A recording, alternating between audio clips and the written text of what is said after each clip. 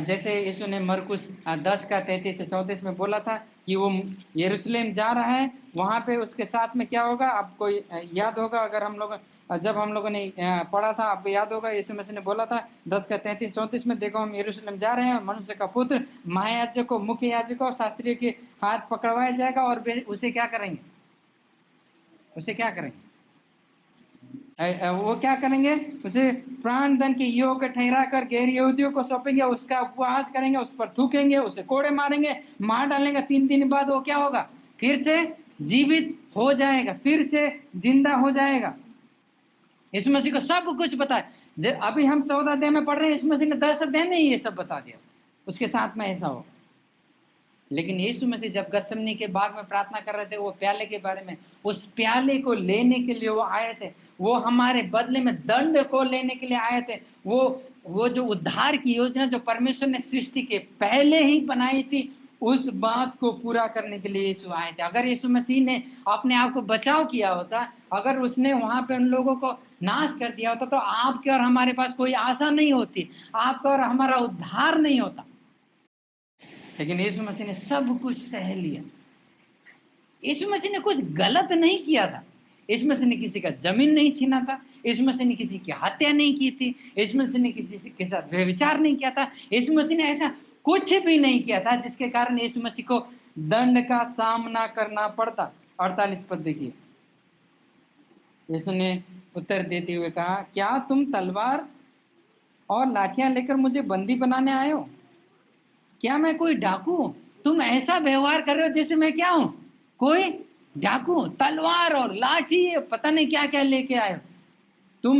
वो लोग यीशु को कैसा कैसा व्यवहार कर रहे यीशु के साथ में, डाकू के जैसा। यीशु तो निर्दोष था, यीशु में से तो कोई पाप नहीं था, फिर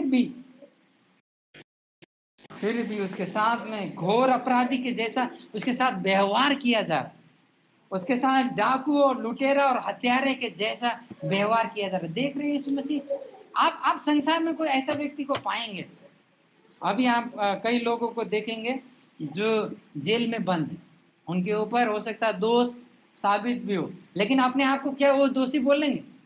नहीं बोलेंगे। लेकिन यीशु में तो कोई दोष नहीं था, वो निर्दोष था, लेकिन उसके साथ में ये सब हो रहा है। 49 पद, मैं तो तुम्हारे साथ प्रतिदिन मंदिर में उपदेश दिया करता था और तुमने मुझे नहीं पकड़ा, परंतु ये इसलिए हुआ कि पवित्र शास्त्र का लेख पूरा। तो यीशु मसीह कह रहा, तुम ये मत सोचो कि तुम बहुत मजबूत या तुम अपनी योजना में सफल हो गए। ये सब इसलिए हो रहा है क्योंकि ये परमेश्वर की योजना में था। ये इसलिए हो रहा है कि परमेश्वर ने हमारे ये तुम लोगों के, हम सब के उद्धार की योजना शुरू में की थी, उसका पूरा होना अवश्य था, इसलिए ये सब हो रहा है। यीशु ने क्या बोला? 49 पद, मैं तो तुम्हारे साथ प्रतिदिन मंदिर में उपदेश दिया करता था और तुमने मुझे नहीं पकड़ा। मैं उपदेश दे रहा था, और आपको याद है जब हम पढ़ रहे थे कुछ बाकी का अध्याय में, लगातार यीशु मसीह मंदिर में एक दिन के बाद दूसरे दिन लगातार वो मंदिर में था, उसको उन लोगों ने नहीं पकड़ा। यीशु ने बोला ये सब ऐसा इसलिए हो रहा है क्योंकि ये अनंत काल से ये योजना थी ऐसा होना। तुम मत सोचो तुम बड़े बड़े अद्भुत हो, तुम सफल हो गए हो, लेकिन परमेश्वर ने ऐसा होने दिया। परमेश्वर ने ऐसा होने दिया। ये किस लिए?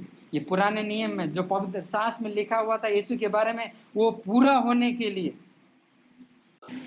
ये सब पूरा होने के लिए परमेश्वर ने ठहराया। ये किस लिए? हमारे उद्धार के लिए ये सब ठहरा था। ये क्यों? क्योंकि आपने और हमने पाप किया था। ये क्यों? क्योंकि हमने और आपने उसके विरोध में जीवन जिया था। ये क्यों? क्योंकि हमने और आपने उसको त्याग दिया था। ऐसा क्यों? क्योंकि आपने और मैंने संसार को प्रिय जाना था। ऐसा क्यों? मैंने और आपने समाज को अच्छा जाना था, संसार और शैतान और संसार की बातों को प्रिय जाना था। ऐसा क्यों? क्योंकि परमेश्वर ने ये योजना बनाई थी कि एक जन आएगा जो स्त्री का वंश, एक जन आएगा जो शैतान के सर को कुचलेगा। ऐसा क्यों? आपके और मेरे बदले में वो जो कीमत चुकाना था, आपने और मैंने जो पाप किया था, उसकी कीमत को क्रूस पर बलिदान होने के लिए और चुकाने के लिए यीशु मसीह ने ऐसा किया, इसलिए ये बात हुआ।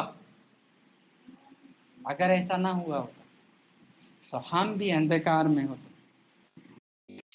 50 पद।